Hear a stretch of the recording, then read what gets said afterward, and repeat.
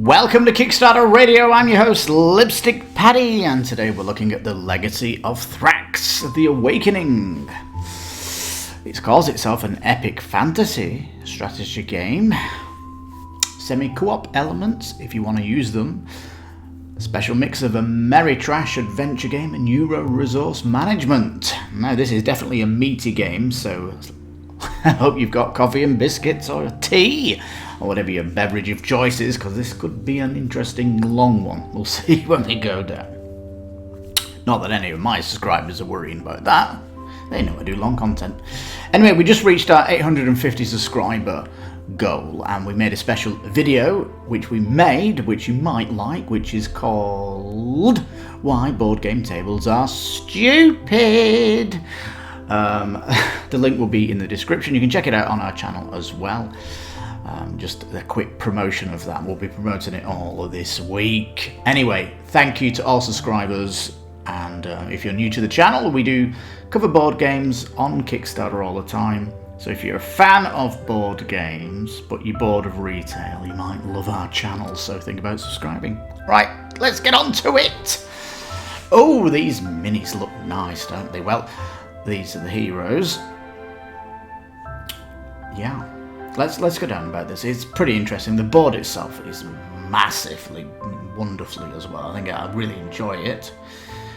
They have that, like, this normal mode where you shuffle all the decks together and everyone. It's like, I don't think that's the game you're going to play. I think you're going to be playing this asymmetric game where every player gets their own clan and they get their own little tech tree and they get their own deck of cards. You know, that's what the game is, really. There's an interesting shadow player, so you can do one versus many. The one versus many, though, is a little bit semi-co-op because only one person can win. But the shadow player is an interesting component to play because he's leveling up, getting stronger and stronger through the game and stuff like that. So what you're basically doing is running around the map, collecting resources, and spending these resources on things you're doing. I mean, you can be picking up quests. The quests don't seem to be thematic or any story coming from these quests. The quests seem to be like almost achievement type things, like, oh, build 2 roads, or capture this, that, and the other. It's like pretty dull, I'm guessing, at this stage. When are these adventure games going to wake up and realise that these a quest should have story? I mean, my favourite game, Fallen Land, when you land on a space and you turn the encounter card over, the stories are so incredible. And, you know, when you just see quest cards and they're just so stripped of any lore, it's a crying shame, because adventure games, you know, it's all about the story the game tells. So if this is epic fantasy, where is the story coming from? This is the question, because as soon as you talk about Euro mechanics, you start to fall away from story and interesting things that happen. Are you ready? The clans are pretty interesting. You've got the warriors, the engineers, and the mages. Then you've got the shadow leader. There's so many YouTubers that are covering this game. It's like a really big game. And I'll tell you, it's interesting because this is under $100, peeps. We've not seen the pledges yet, but it really is under it. We've got some nice shots of the board as we go down as well. This pink area down here in the corner is like insta-death if you come here. That's where the shadow player is. In fact, you are trying to get in there, but there's like massive barriers that are stopping you getting in there. And it's these barriers that you're going to knock down. One of the big things you're going to be doing is going around the map collecting these yellow icons here, because they allow you to demolish one of the barriers on the way to winning. And if you're collecting barriers, I think you need 5 of them in your home city. You can actually, another player can come over and pillage your city if you're far away from it and steal them from you. So there is kind of a little PvP action going. The PvP itself, though, there's no dice rolling. It's card play and the strength of your character. And the strength of your character can be determined through potential cards, the areas that you're controlling on the map and stuff like this. It's really nice. Like these two players here on this mine, that is a combat. That will be combat there, yeah. And you can see them putting down cards. We've got the mages versus the engineers here, and they're using the cards like dice rolling. You can just see to the right, the mage here has also put a fireball down, and that will adjust what's happening here. So this is kind of where the stories are coming, is from your meetings with the other players. That's kind of the stories. A little bit shame that the fireball card doesn't kind of show a fireball. I really, it's such an evocative name, isn't it? Fireball, and you've not got a picture. It's like really disappointing. Plus, it's like if I look at these cards, like the engineer on the left and the mage wielders on the right, can we not have like these cards specific to the faction? Like this number 3 could be like an electronic or some number with gears on it, like a clock, number 3. The number 2 could be some kind of potion, some kind of dark mist or something, elating what these are. I think that would look better in theme rather than we're just going to have the same on each card. And like the warrior one should have kind of, like poles with people's heads on, or shields and whatever you want to determine the strength of the card by different warrior things. That could be pretty cool to see. Now, moving from place to place costs money. Now, you can build roads, and the roads are interesting actually, because not only can you move for free, but if any of the other heroes use that path, they pay you to use that road. So it's a nice little bit of economy that you're growing here with these roads. You can't put 2 roads on one section though.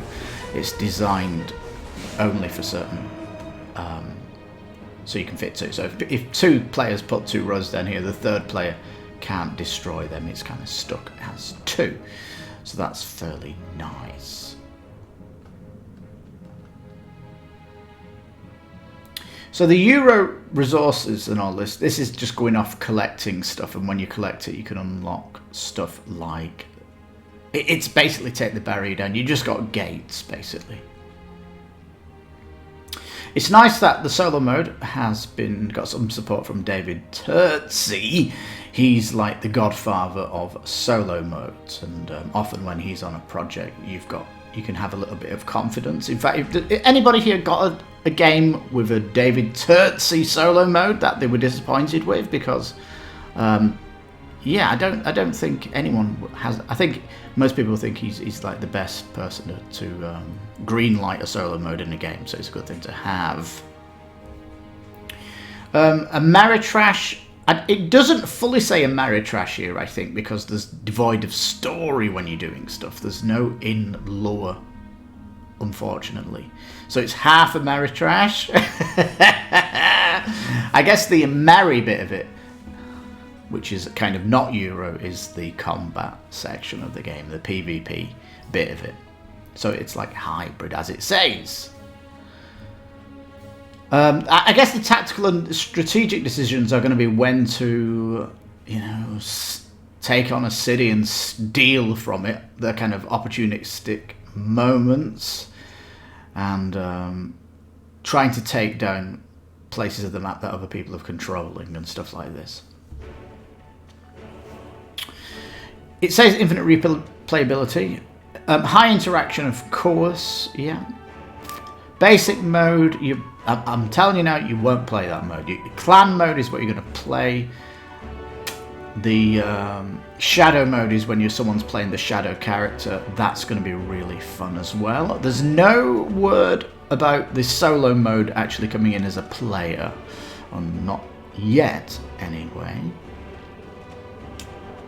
And the way the shadow player is working against the characters, there is this kind of light co-op mode where, because in the clan mode only one person can win, but in the co-op mode everyone's trying to just defeat the shadow because it could be difficult.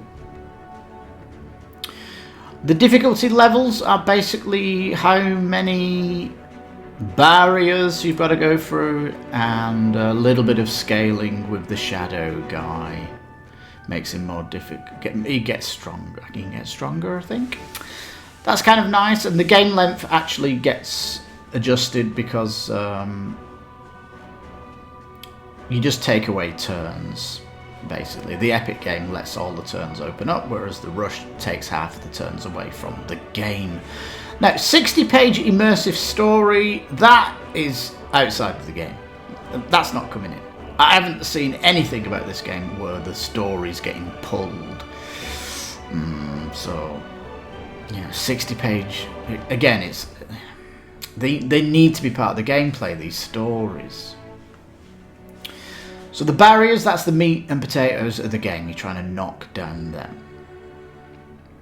You're collecting resources on the map, which is going to do that. The quests are going to help you as well. Like, look at this quest. Conquistador. Have at least 2 castles. Not very interesting, is it? Increase your glory by defeating other heroes. Yeah. You're going to be needing to do this to kind of upgrade your character and stuff. Castles are there on the map, and at the minute when you set up, you're just kind of putting resources flat on the map. It would actually be nice for these locations to have like little miniatures for them, question mark. That would put the price up a lot though, wouldn't it? And we're under $100 here. Wishful thinking. The unique abilities are interesting. Could this get stretched? Because on each board you've only got 4 abilities. There's 2 on each track. Could we get more of them? Activate special action cards. These are coming from each clan. I really wish they had some art on them. Capture villages and build roads. Yeah. These are going to be bringing you income during the game. Money gives you opportunity to run around and do stuff, you know, it's adventure stuff. You're going round. Now the clan, this shadow clan, he's very interesting. Black magic abilities. Can stop you. He has the shadow power. He's getting stronger, and yeah, it's really cool, kind of, to play that. Now it leads in here with the pledges showing you deluxe first, and I actually really like how they've done this. It's really cool. So what do you get? You get a box. It's got a game box size. It's kind of a quirky 45 by 30 size. I like it how it says it's an A1 board game. Yeah, it's fairly big. And the cities are kind of nice as well. If you look at the bottom right, we have this kind of forest area. Right at the top, they're glowing in orange. That's the kind of the engineers, the dwarfs. Top left, you've got like the cathedral. So you've got like these big cities. You've got the altar in the middle, the white one. That's the place where you got to go and heal your character. And there's some kind of ice thing down there in the water, isn't there? So potentially you could be bobbing around this map and leaving your city ripe to get plundered.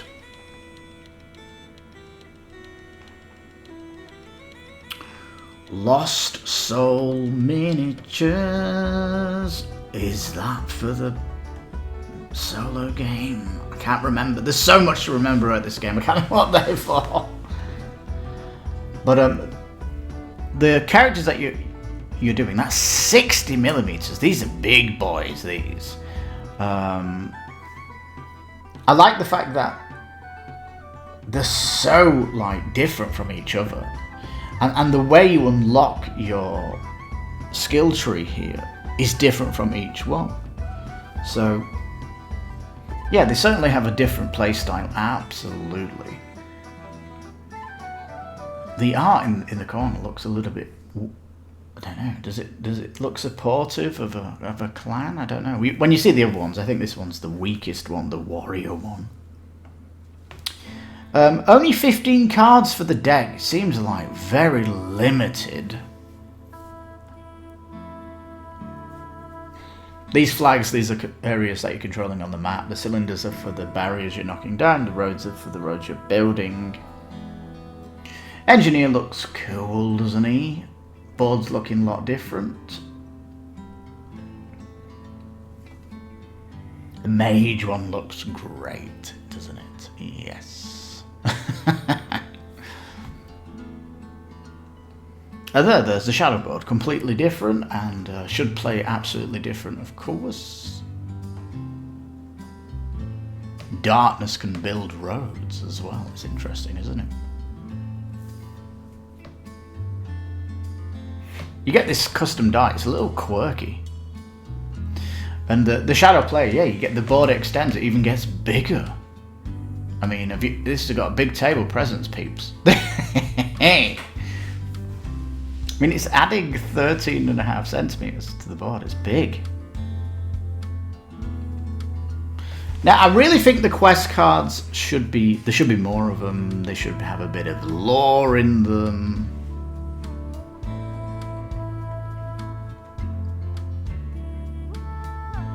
So yeah, it's really good. When you see the playthrough, you'll see all these cards get used. I just worry about replayability when you've got like not deep decks of stuff.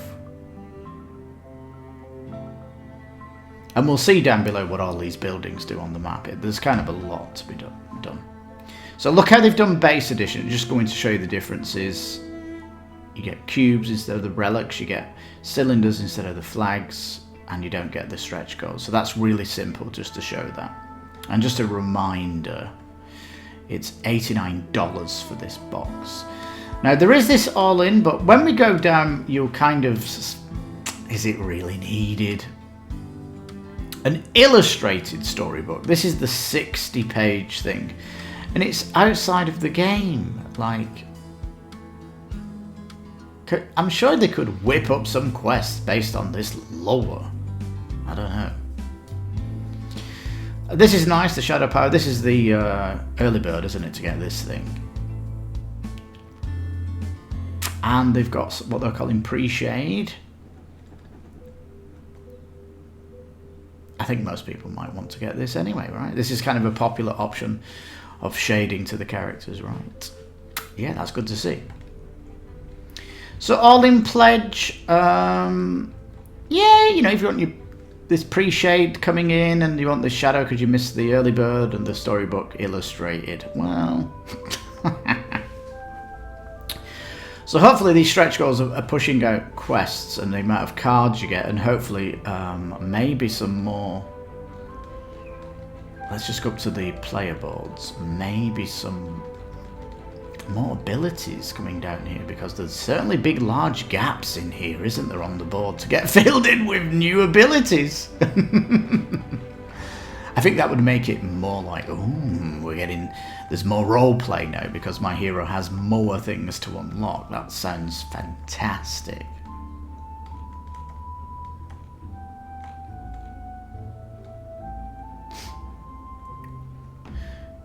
Yeah, the warrior here. Special abilities, only got 4 of them.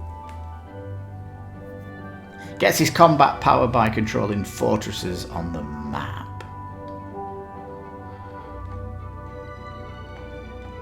Here's the mage. 5 abilities, okay. They get power from fortresses on the map and get modified by relic buildings. So you can see the change up in gameplay. Engineer, 4 abilities. They need to get the villages in the game. So attacking villages will basically make the mage weaker for combat. So this is where you're doing a lot of stuff. That painted mini there looks cool, doesn't it?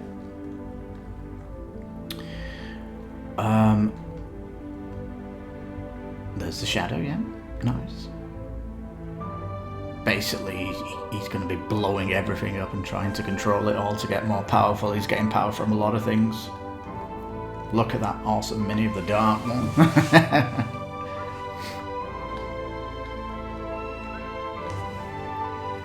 So yeah, these are the magic barriers that you're trying to get through. This is kind of the Euro mechanic. They're just all gates, and the gates cost different resources that you're running around collecting during the adventure.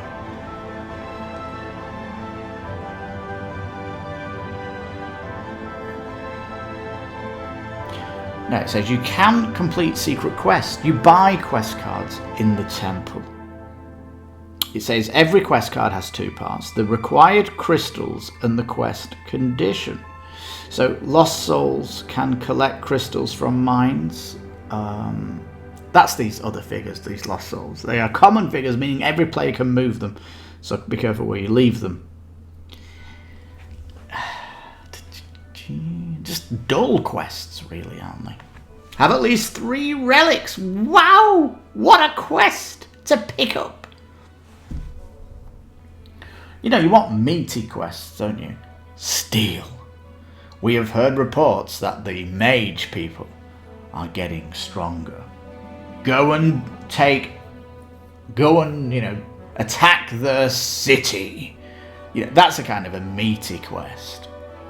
And especially putting the other clans into the quest would be really, really good. Especially those passive players, it would force them into a bit more meat. Get out there and do some meaty combat. Temple, you get quest cards. They'll do quests, knock down the barriers. Portals, you can portal between places. They all cost money. Villages that let you build roads and get advantages, it says, yeah. Armory, strengthen your hero in combat. These are going to give you battle cards. And fortresses, of course, give everybody strength, so you're going to want to get these. Relic fields, you're collecting these to, again, get the barriers down.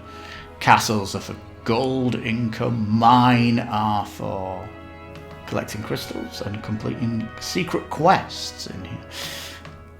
Heal your character, and there's potentially tunneling as well, and there's a market just to get rid of cards you don't want. And a fountain for healing, so that's kind of the meat and bones of the game.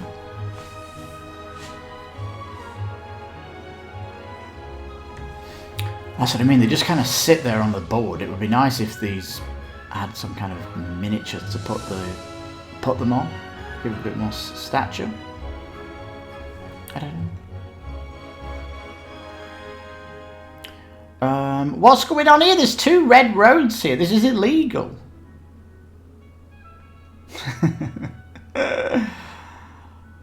Buy action cards of your clan. Yeah.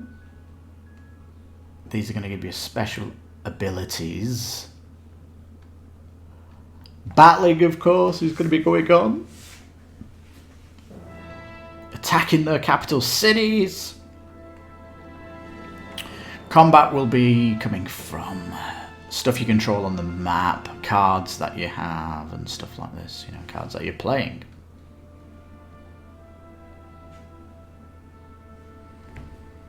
Like, play these action cards. We've got a fireball. It's got a little bit of text here. Did you truly think you could defeat me? Such hubris, you will burn in hell. Like, that needs a picture. Reinforcements. I bathe in the blood of my enemies. That would look like a great picture too. You know.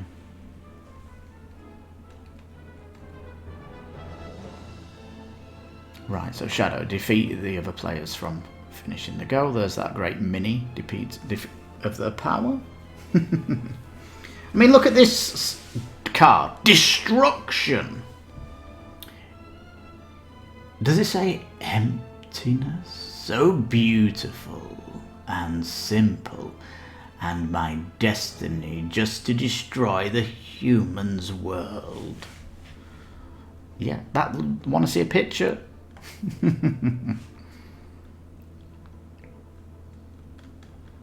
Right, so I think you get the gist. You're running around collecting stuff and getting stronger.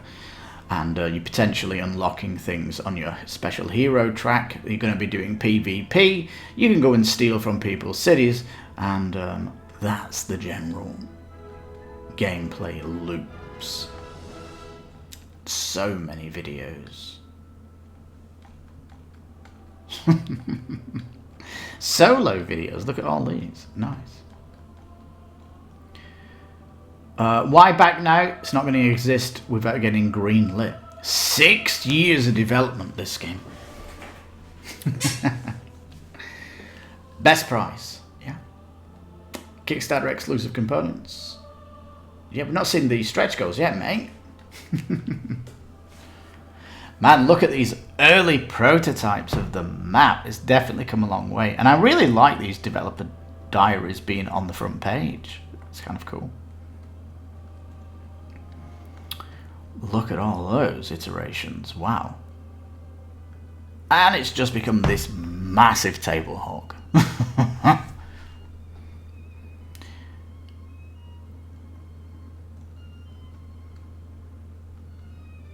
Yeah, there we go. Look, tons of features. These are really cool.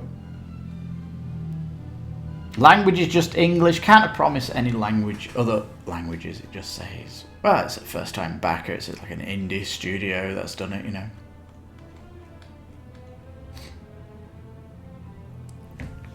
Yeah, it's funny they've not got rest of the world shipping here, isn't it? It's like you normally get rest of world shipping.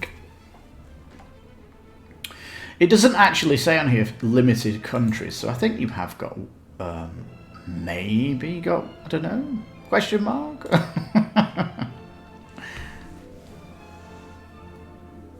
It does have rest of the world, but it's not up there. It says $90. This is an estimate.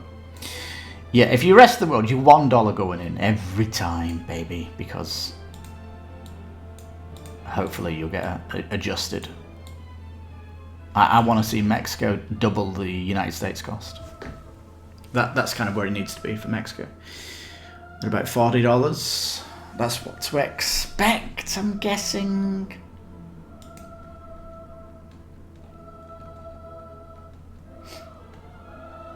I like this as well. They've got like pessimistic coming in June. Sorry, optimistic coming in June. Realistic August. Pessimistic October. I think that's nice, fresh to see. Indie team, but quite a large indie team though. 12 people. No. Well, it's definitely looking interesting, isn't it? An adventure game under $100. Things I'd like to see though is obviously art on all of these cards. And the clan cards, the numbers should look specific to the clan as well. I think that definitely needs like an art pass. And the quest cards, for Jesus Christ almighty, like put them in, lower these quests, make them interesting, have PvP quests and things. That needs to happen, doesn't it? And so yeah, I don't think it needs to do much. Just make potentially the player abilities, but give them more. You know, make it more interesting. Give them more things to do. But where it is, I think it looks interesting. I don't think it's my cup of tea just because of all the Euro things going on. But you know, that doesn't mean to say it's a bad game. In fact, I definitely give it a spin if you invite me around to play it. I prefer far more lore and a full ameritrash game. You know, favourite game, Fallen Land and all that. 0 Eurogame mechanics in that. All going for great storytelling, you know.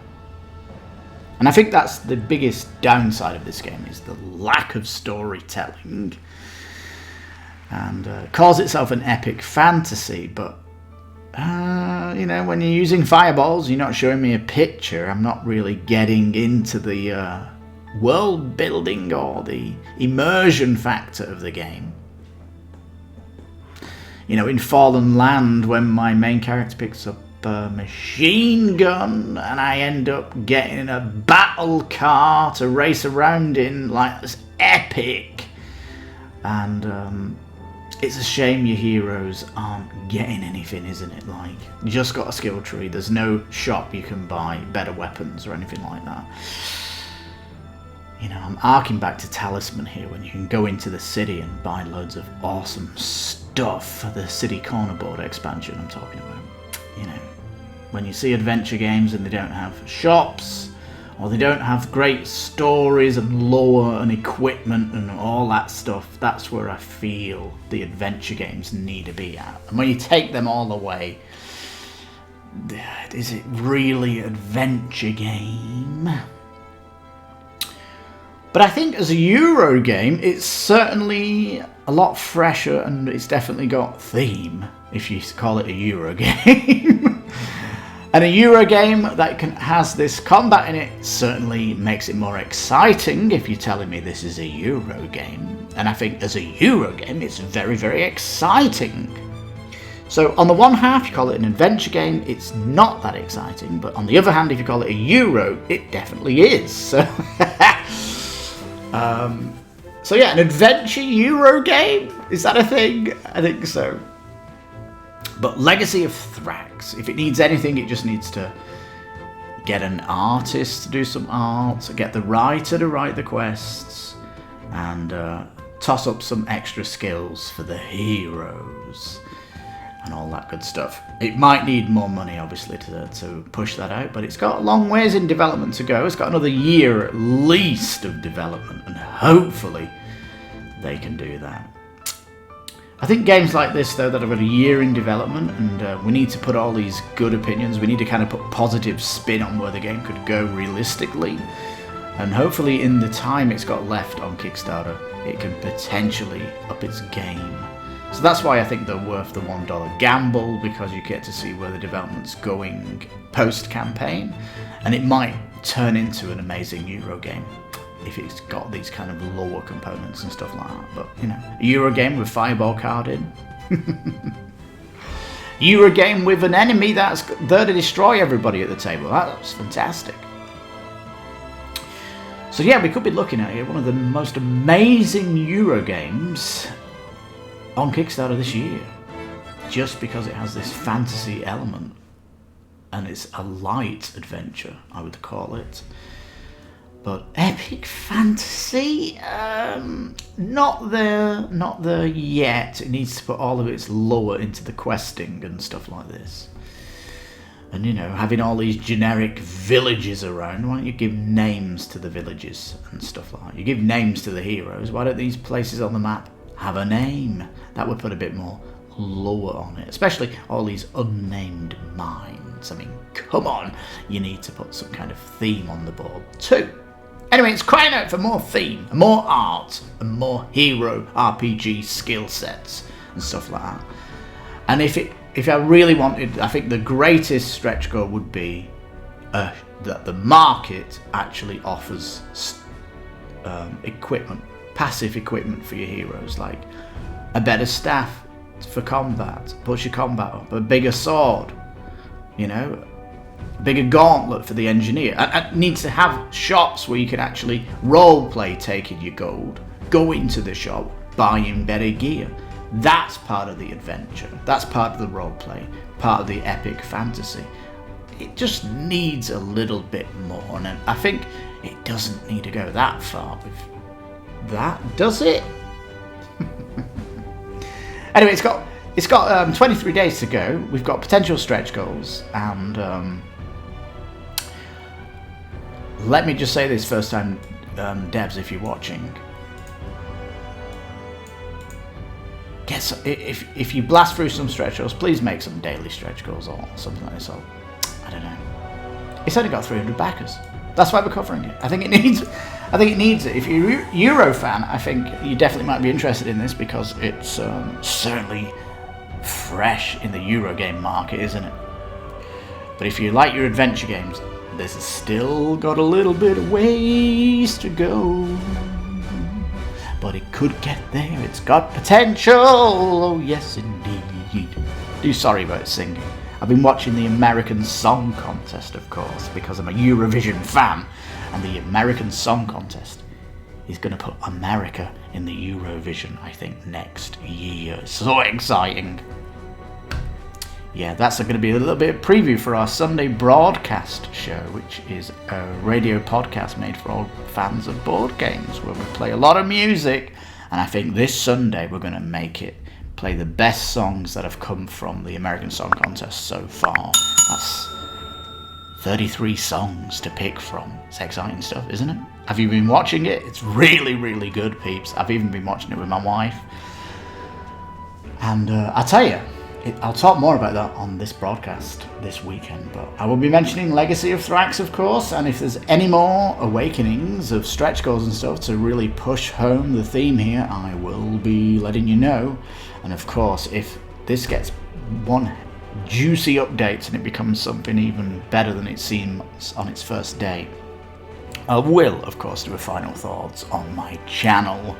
But don't expect final thoughts on any of my videos unless that Kickstarter has evolved into something insta-backable. Anyway, they're my thoughts, peeps. Please give the video a thumbs up if you like the content. Please leave a comment down below. What do you find interesting about this game? Anything you don't like? What would you like to see? And if you're coming in here as a Euro fan, is there anything extra you'd like to see as a Euro fan? And if you're an adventurer game fan, what would you like to see coming in here? Because peeps, I've said I've said all my positive things that I want to see about this game, and fingers crossed we get something, because Kickstarter is the place where miracles can happen. And as many people are saying, you seem to get more out of these first-time games, first-time backers. You get more content for the value. So potentially you could be getting a fantastic deal here for less than $100 in this massive table present game. So yeah, looking very, very good. High potential on this one, peeps. I will get the reminder on for the. I don't need reminder, of course. I'm always checking these out. But yeah, it's looking really cool, peeps. I think it's got lots of potential. Do we recommend it? Recommend following it. That's what we do. But maybe you are going to be backing it anyway because you like what you see here. Please let me know if you're backing it, of course, and what made you back it. Because there's tons of videos out on this. It's getting high promotion, so let's just see. I know there's bigger fish to fry this week on Kickstarter, so they got some tough competition, absolutely.